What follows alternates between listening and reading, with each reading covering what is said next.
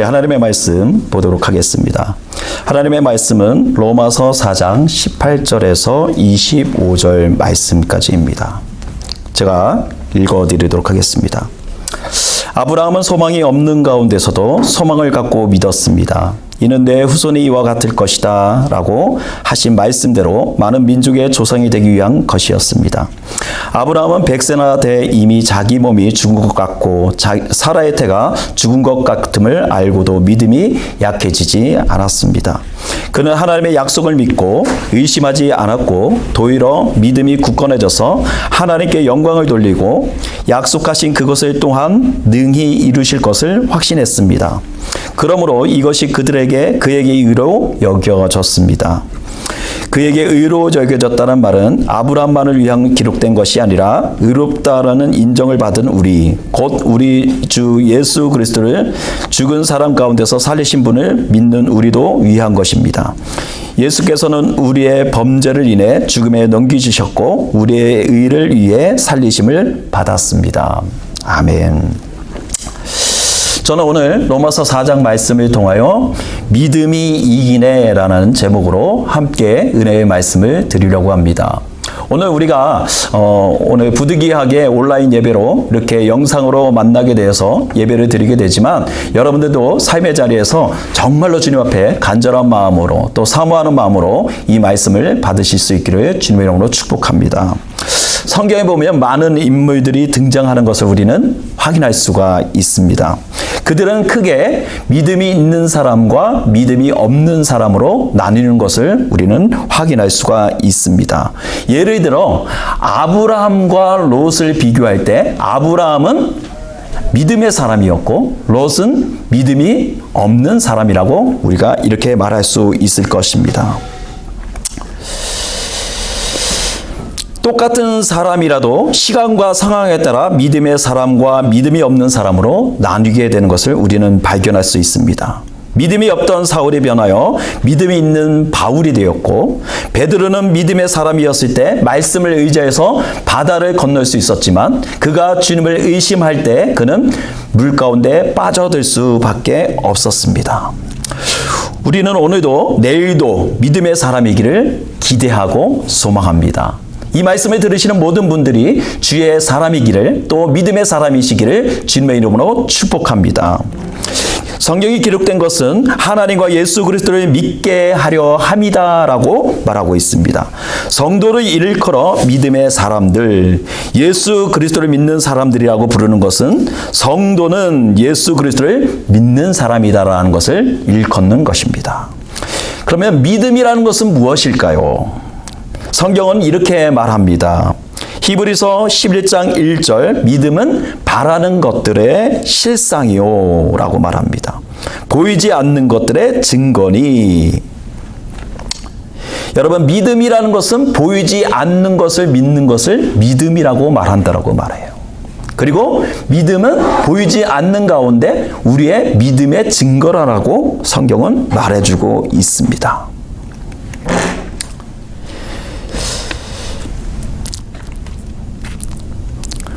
여러분 우리는 이 말씀을 듣고 또 이 자리에 앉아 계신 분들은 우리는 하나님을 믿는 사람들입니다. 네. 여러분들 거기에 동의하십니까? 네. 우리는 하나님을 믿는 사람들이에요. 그래서 그 아들 예수 그리스도의 탄생과 죽음과 부활과 승천과 재림을 믿습니다.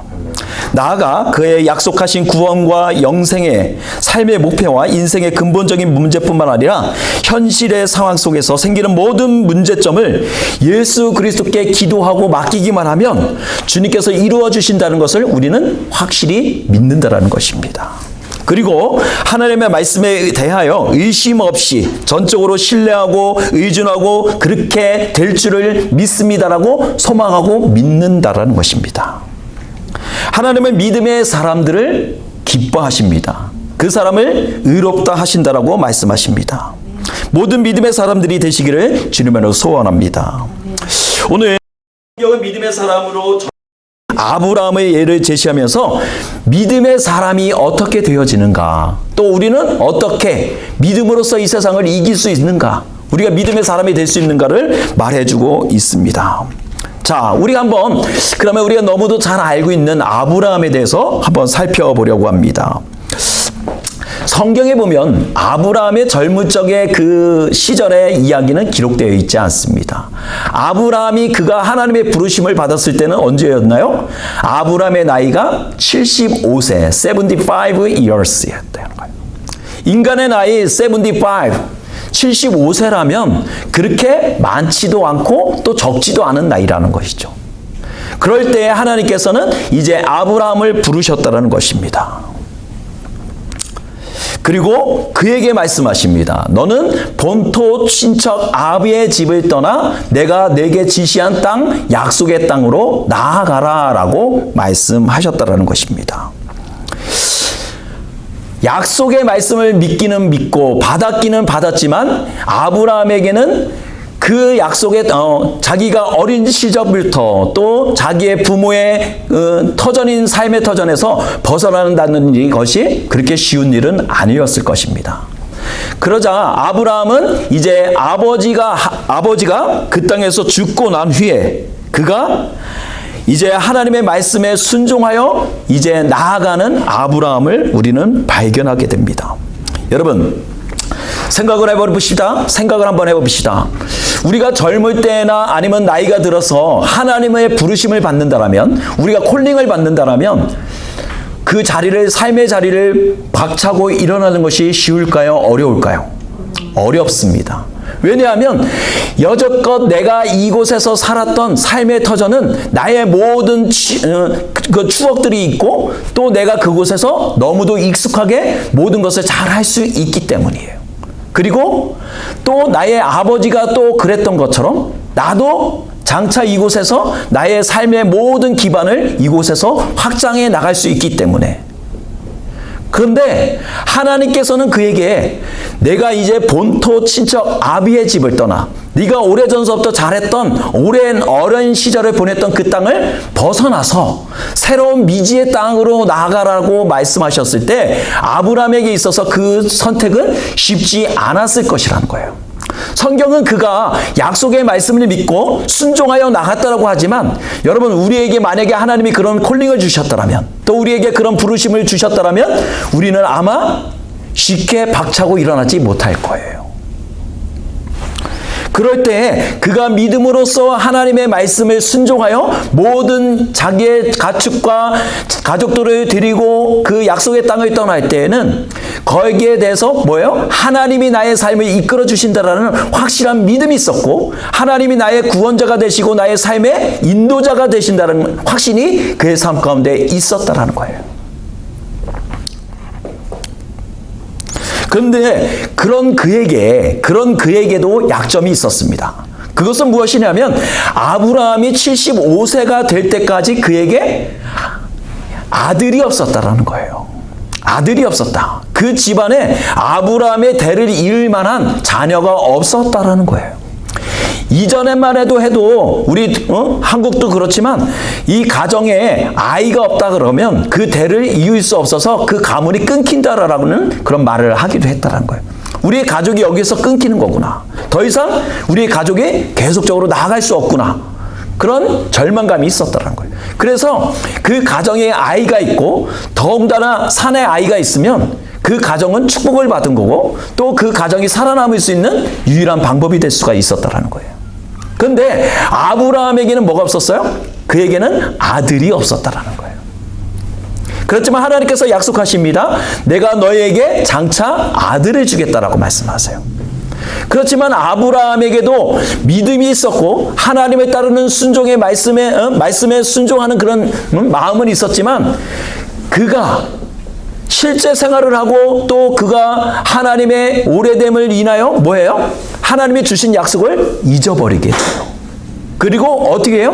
오히려 내가 이제 나이가 들어서 이제 더 늦어지면 아이를 가질 수가 없으니 내가 인간적인 방법을 동원하여 내가 내 자녀를 가져야 되겠다라는 마음을 갖게 된다는 거예요. 그래서 어떻게 해요? 그 여종을 총하여 아이를 낳게 된다는 거예요. 믿음의 조상, 또 또 그가 하나님의 약속을 부여잡고 또 그가 하나님께서 지시한 땅으로 나아가는 믿음이 있음에도 불구하고 뭐예요? 그의 삶 가운데서도 하나님의 말씀에 순종하지 못하는 부분들이 있었다는 거예요. 여러분, 이것은 믿음의 사람들에게도 동일하게 적용이 되는 말입니다. 우리에게도 적용이 되는 말이에요. 우리가 믿음으로 살 때 하나님의 어떤 부분들은 해결해 주시고 약속의 말씀을 주실 때 우리가 믿음으로 확실히 걸어나갈 수가 있지만, 우리가 약속의 말씀이 또 하나님의 약속이 더디어질 때 우리는 어떻게 합니까? 세상적인 방법을 선택할 때가 있다라는 거예요. 아브라함과 같이 실패할 때가 있다라는 거예요. 그렇지만 하나님께서는 그 약속을 아브라함이 믿음으로써 그것을 믿지 못할 때도 하나님은 그 약속을 어떻게 성실하게 이행해 나가시는 하나님을 우리는 발견할 수가 있습니다. 이제 하나님께서 그에게 약속하셨던 그 아들을 이제 아브라함에게 주시기 위하여 이제 사라와 아브라함에게 말씀하셨다는 거예요. 그가 아브라함이 하나님에게 약속을 받을 때 그의 나이가 몇 세였을까요? 몇 세였나요?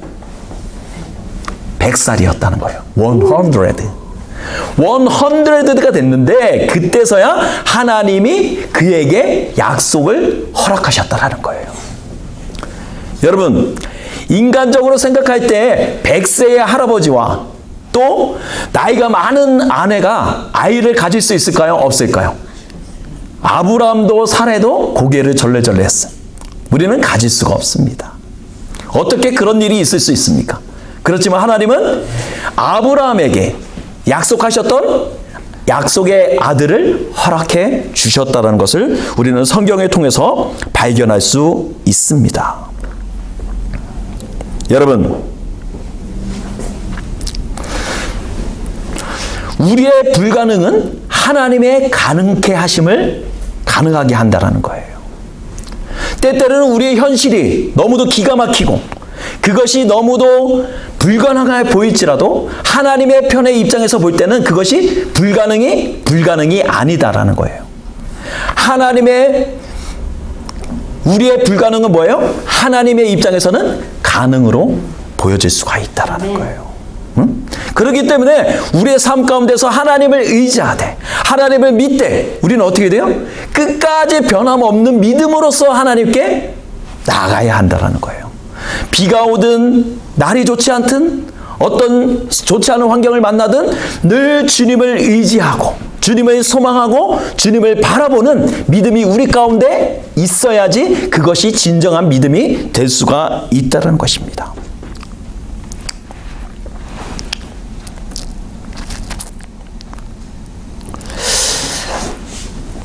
여러분, 아브라함의 믿음은 또 어떤 믿음이었냐면 없는 것을 있는 것 같이 부르시는 그 하나님을 믿었다라는 거예요. 없는 것을 있게 만드시는 하나님, 그 하나님을 믿었다라는 거예요. 고린도전서 1장 26절에 이렇게 말합니다. 형제들아, 너희 부르심을 보라. 육체를 따라 지혜 있는 자가 많지 아니하며 능한 자가 많지 아니하고 문벌을 좋은 자가 많지 아니하도다. 그러나 하나님께서 세상의 미련한 것들을 택하사 지혜 있는 자들을 부끄럽게 하시려고 세상의 약한 것들을 택하사 강한 것들을 부드럽게 하시며 세상의 친한 것들과 멸시받는 것들과 없는 것들을 택하사 있는 것들을 폐하려 하시나니라고 했습니다. 여러분, 믿음은 없는 것을 있는 것으로 여기는 것, 바랄 수 없는 중에 바라는 것이다 라고 말하고 있다라는 거예요. 다시 한번 해볼게요. 믿음은 없는 것을 있는 것으로 여기는 것이다. 없는 것을 있는 것으로 여긴다는 거예요. 마찬가지로 우리가 지금 숨을 쉬고 있는데 이 안에 공기가 있나요? 없나요? 있죠. 존재합니다. 그렇지만 보이지가 않아요. 그렇지만 정확히 존재하는 것이죠. 그렇기 때문에 우리가 숨을 쉬는 거죠. 그렇지만 바랄 수 없는 중에 우리가 바라볼 수 없을 때 내일이 캄캄해서 바라보지 못하는 순간에도 바라보는 것이 진정한 믿음이다라고 말하는 거예요. 우리의 현실로는 우리의 눈으로는 내일이 보이지 않죠. 내가 열심히 준비하지 않으면 우리는 현실적으로 뭐예요? 내가 오늘을 준비하지 않으면 내일이 없다. 이렇게 말하는 것처럼 우리가 바랄 수 없는 중에 내일을 바라보는 것을 의미한다라는 거예요. 그렇기 때문에 우리의 믿음은 뭐예요? 때때로는 우리의 상상과 상식과 이성과 현실을 초월한다는 말이에요. 우리의 이성과 우리의 상식과 현실을 초월하는 것이 믿음이다.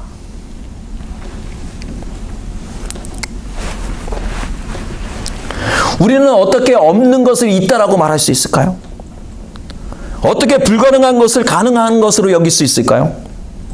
존재하지 않는 것으로 우리가 어떻게 존재한다라고 말할 수 있을까요? 그래서 우리는 어떻게 해요? 두려운 것이죠. 우리의 삶이 날마다 하루하루가 불안한 거고 염려가 되는 거고 걱정이 될 수밖에 없습니다. 그렇지만 믿음의 사람은 볼 수 없는 중에 믿음으로 바라보는 것이고 믿을 수 없는 중에 믿음으로 믿는 것이 믿음의 사람이고 들을 수 없는 중에 하나님의 음성을 듣는 것이 믿음의 사람이라는 거예요. 세상과는 어떻게 보면 정반대일 수도 있다는 거예요. 세상 사람들이 보면 그것이 미친 것이라고 느껴질 때가 있습니다. 그렇지만 우리 믿음의 사람들에게는 우리의 삶을 이끌어 가시고 또 우리가 믿을 수 없는 가운데 믿게 하시는 하나님의 믿음이 우리 가운데 있다는 것을 우리는 믿는다는 것입니다. 그렇기 때문에 우리는 우리에게 닥치는 환난과 또 현실 가운데 우리는 낭만하는 자가 아니라 낙심하는 자가 아니라 뭐 해야 돼요? 주님 앞에 즐거워하는 자가 되어야 한다는 거예요. 나에게 비록 그것이 주어지지 못하고 내가 비록 그것을 보여주지 못할지라도 우리는 어떻게 해야 된다? 절망의 자리 가운데 또 내 현실의 자리 가운데 넘어져서 울고 있는 자가 아니라 뭐 해야 된다? 우리를 앞서 행하시는 그 하나님, 그 모든 것들을 이끌어 가시는 하나님, 볼 수 없는 가운데도 보는 눈빛으로 하나님을 믿는 믿음으로써 우리는 그것을 보며 즐거워할 수 있는 자가 되어져야 한다는 것이죠. 이 말이 청년들에게 또 젊은 사람들에게는 어렵게 들려질 수가 있습니다. 이 말을 쉽게 말하면 우리가 살아가는 이 현실이 젊은 사람들에게 또 우리 젊은이들에게 캄캄하게 보일 수가 있습니다. 아무것도 보이지가 않습니다. 점점 세상이 어두워져 갑니다. 힘들어 갑니다. 그렇지만 우리 믿음의 사람에게는 뭐가 준비가 되어 있는 것이죠? 이 땅에서의 삶이 모두가 아니라 장차 우리에게 뭐가 있어요?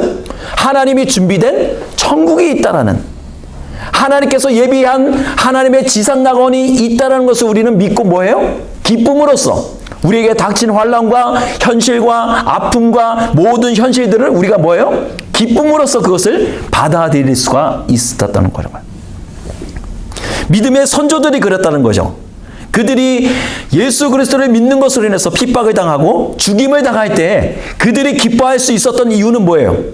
나의 죽음이 이곳에서 끝나지만 장차 나를 위해 준비된 하나님의 천국에서 나는 기쁨으로 그곳에 거하리라는, 천국에서 나를 이끌어 주시라는 하나님의 그 소망이 있기 때문에 그들이 그 죽음을 기꺼이 맞이할 수 있었던 것처럼 우리 믿음의 사람들에게 필요한 것은 무엇입니까?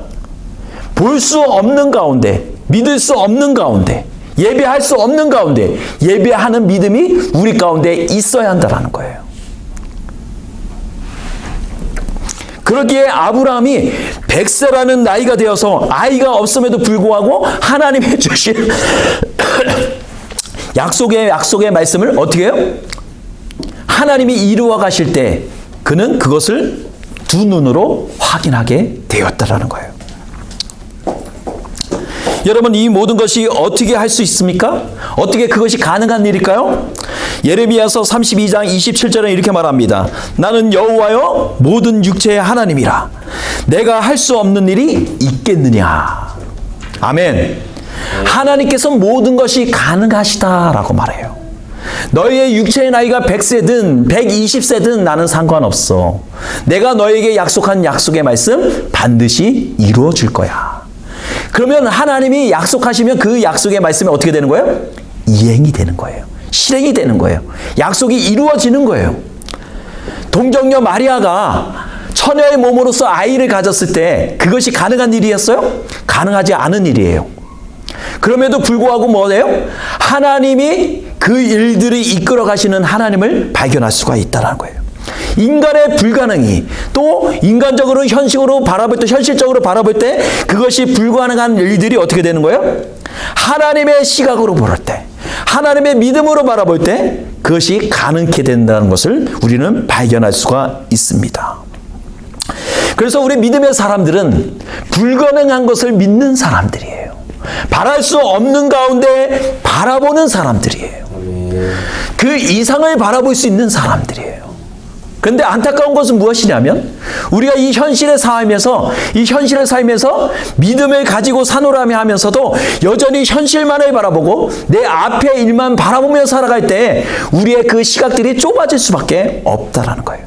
우리 안에는 더 큰 능력이 있습니다. 하나님의 능력이 우리 가운데 있음에도 불구하고 그것을 발견하지 못하는 거예요. 하나님의 더 큰 소망이 있고 하나님의 더 큰 하나님의 약속의 말씀이 우리 안에 있음에도 불구하고 그것을 발견하지 못하고 살아간다는 거예요. 여러분, 그러면 우리의 믿음을 흔드는 것이 무엇이겠습니까? 우리가 믿음으로써 그것을 바라보지 못하게 하는 것이 무엇이겠습니까? 무엇이 우리를 뒤로 물러가게 하는 것입니까? 히브리서 10장 39절에 이렇게 말합니다. 우리는 뒤로 물러가 멸망할 자가 아니요 오직 영혼을 구원함에 이르는 믿음을 가진 자니라. 우리는 뒤로 물러갈 자가 아니라는 거예요. 우리는 뒤로 흩어지는 자가 아니라는 거예요. 오히려 뭐예요? 오직 영혼을 구원함에 이르는 믿음을 가진 자다라고 말하고 있어요. 우리 안에 더 큰 소망을 가진 자다라고 말하고 있어요. 우리 안에 세상을 이길 만한 커다란 믿음을 가지고 있는 자다라고 말하고 있는 거예요. 우리는 이 말씀을 믿어야 한다는 거예요. 여러분, 말씀을 믿어야 합니다. 우리가 하나님의 말씀을 읽어야 합니다. 그리고 그 말씀을 어떻게 해야 돼요? 믿음으로써 받아들여야 한다는 거예요.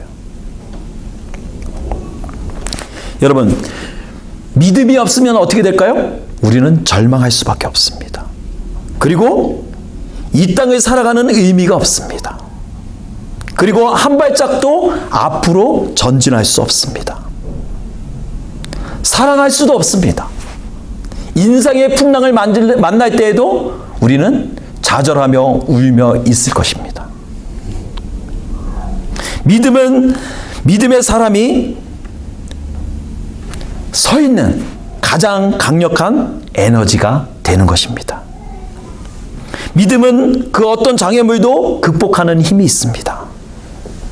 믿음이 있기에 오늘도 두려움 없이 우리는 내일을 향해 또 내일 모레를 향하여 나아갈 수 있는 것입니다. 믿음은 앞을 바라보게 합니다. 믿음이 없으면 우리는 절망할 수밖에 없습니다. 1952년 7월 4일 날 프로렌스라는 여인이 있었습니다. 그 여인이 수영을 잘하는 여인이었어요. 그래서 이 여인이 이제 자기의 능력을 시험하기 위하여 전 세계가 바라보는 가운데 그 여인이 한 가지 제안을 했습니다. 내가 카타리나 섬에서 캘리포니아까지 헤엄쳐서 내가 한번 건너보도록 하겠습니다. 그런 약속을 제안을 했어요. 그 배로 가면 한 40분 정도 걸리는 거리입니다. 그러니까 40분 배로 타고선도 40분 거리니까 그렇게 가까운 거리가 아니에요. 사람이 더군다나 헤엄을 쳐서 간다. 그러면 더 이상의 몇 배의 시간이 들 수도 있습니다. 왜냐하면 환경적인 요소도 있고 여러 가지 변화의 요소들이 있기 때문이죠. 그래서 많은 방송국에서 나와서 이제 카메라를 들고 이 젊은 여성을 취재하게 되었습니다. 요즘 같으면 이제 체력을 준비를 해서 여러 가지 운동을 하고 이제 그것이 가능한 일이 되겠지요. 근데 아주 오래전 이야기여서 이것이 어떻게 보면 그때 당시 기술만 봐도 이것이 불가능한 것이었습니다. 어떻게 사람이 40분, 배를 타고 40분 되는 거리를 헤엄을 쳐서 건너갈 수 있을까? 모든 사람들이 반신반의한 가운데 이 상황을 지켜보게 되었습니다. 근데 이제 이 여인이 스타트를 해서 이제 수영을 해서 열심히 이제 잘 가던 가운데 이제 헤엄을 쳐서 가는데 이 시간이 어마어마하게 많이 걸리기 시작했어요. 16시간을 수영을 하서 갑니다. 그런데 이제 그 여인이 목표 이제 조금만 더 가면 그 섬이 있는 지역 가운데 이제 몇백 미터를 남겨놓고 그 여인이 갑자기 중도를 포기하게 말았어요. 중도 포기하게 됐어요. 더 이상 못하겠습니다. 많은 사람들이 갑자기 조금만 더 가면 이제 목표 지점이 나오는데 왜 중단을 했을까? 그래서 그 여인을 취재하게 되었습니다. 아니 왜 몇백 미터를 남겨놓고 이제 조금만 더 가면 역사적인 기록이 나올 텐데 왜 중단을 하셨습니까? 라고 인터뷰를 했더니 그 여인이 이렇게 말합니다. 내가 중도에 포기했던 이유는 물이 차가워서도 아니고 나의 힘이 다해서도 아닙니다. 내가 포기한 단 한 가지의 이유는 한치의 앞도 내다볼 수 없는 안개 때문에 포기할 수밖에 없었습니다. 라고 말했다라는 거예요. 여러분, 앞을 보지 못한다는 것은 우리의 마음과 육체를 어떻게 해요? 더 힘들게 한다라는 거예요. 만약에 우리의 삶을 우리가 조금이라도 내다볼 수 있다면, 내가 열심히 해서 내가 내일은 좀 더 좋은 결과를 얻을 수 있다는 확실한 보장이 있다면 우리가 겪는 어려움과 그 모든 숱한 그런 수고로움이 그렇게 어렵지 않을 거예요. 그런데 내일을 바라볼 수 없기 때문에 당장 몇백 미터를 바라볼 수 없기 때문에 우리는 쉽게 좌절하고 포기할 수밖에 없다라는 것입니다. 여러분, 그러기 때문에 믿음의 사람에게는 뭐가 필요해요? 믿음의 눈이 필요하다라는 거예요. 믿음이 필요하다라는 거예요. 믿음의 눈으로 바라보지 못하고 믿음으로써 고백하지 못하면 어떻게 되는 거예요? 우리는 매일매일 삶 가운데 좌절하고 절망할 수밖에 없다라는 것입니다. 아브라함이 믿음의 조상이 될 수 있었던 것은 그에게 뭐가 있었기 때문이에요? 믿을 수 없는 가운데, 바랄 수 없는 가운데, 더 이상 기대할 수 없는 가운데 하나님을 믿는 믿음이 있었기 때문에 믿음의 조상이 될 수 있었다는 거예요. 이것은 현실을 살아가는 우리들에게도 주어진 과제입니다. 내가 과연 이 현실을 살아갈 때, 나의 주어진 삶을 살아갈 때 내가 믿음의 사람으로서 바라볼 수 없는 가운데, 기대할 수 없는 가운데, 희망할 수 없는 가운데 내가 희망할 수 있는가? 내가 믿음으로써 그 상황을 이겨낼 수 있는가? 여러분, 이 상황은 공동하게 모든 사람에게 주어지는 것입니다. 그렇지만 우리의 믿음의 조상 아브라함은 어떻게 됐어요? 그 상황을 믿음으로써 받아들일 때, 믿음으로써 순종하며 나아갈 때 어떻게 됐어요? 그가 믿음의 조상이 되었던 것처럼 우리가 훗날 우리의 믿음에 주어진 상황들을 조목조목 살아갈 때, 우리가 믿음으로써 그 모든 것들을 바라볼 때 우리는 어떻게 되는 것일까요? 우리의 역사도 믿음의 조상으로서, 또 믿음을 가진 사람으로서, 또 믿음의 신실한 일꾼으로서 우리도 그렇게 기록될 수 있다는 것입니다. 여러분, 이 코로나라는 시국 가운데 정말로 불확실합니다. 모든 것이 불안합니다. 우리를 절망하게 하고 우리의 활동을 제한하게 만들고 우리를 힘들게 하고 낙심하게 만듭니다. 그때 우리가 바라볼 수 있는 것은 무엇일까요?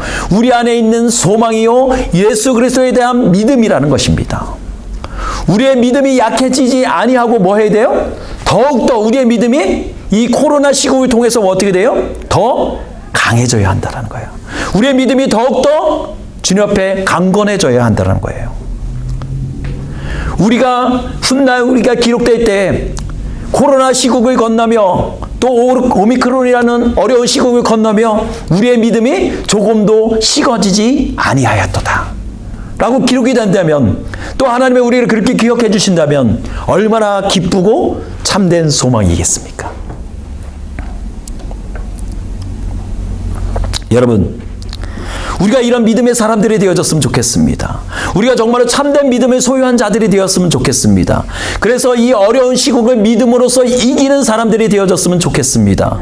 우리 가스펠교회 성도뿐만 아니라 이 말씀을 듣는 모든 성도들이 정말로 믿음으로써 정말로 이 세상을 뛰어넘을 수 있는 믿음의 강한 군사가 되어져서 믿음으로써 이 세상을 이길 수 있는 저와 여러분들이 되시기를 주님의 이름으로 축복합니다. 아멘. 기도하겠습니다. 사랑해 주님 감사합니다. 오늘 우리에게 믿음으로 이기네라는 말씀으로 우리에게 전해주심을 감사드립니다. 하나님, 환경이 연약하고 모든 것들이 부족하고 하나님, 우리의 뜻대로 되어지지 않지만 우리가 좌절하지 않기 원합니다. 우리가 정말 불가능한 가운데 희망을 바라보게 하시고 절망의 자리 가운데 울고 있는 자가 아니라 하나님이 우리를 위해서 일하시는 그 크신 하나님을 발견하고 우리가 기쁨으로써 감사로서 반응하는 우리 모두가 되어지기를 간절히 소원합니다. 하나님, 우리가 이제 다음 주에는 함께 모여서 예배를 드릴 수 있는 환경을 변화시켜 주시고 하나님, 그 모든 오미크론과 코로나의 모든 상황들이 예수 그리스도 안에서 깨끗하게 정리되어지는 은혜가 있게 하여 주시옵소서. 감사를 드리며 살아계신 예수님의 이름으로 기도드립니다. 아멘. 녹화가 안 됐어요?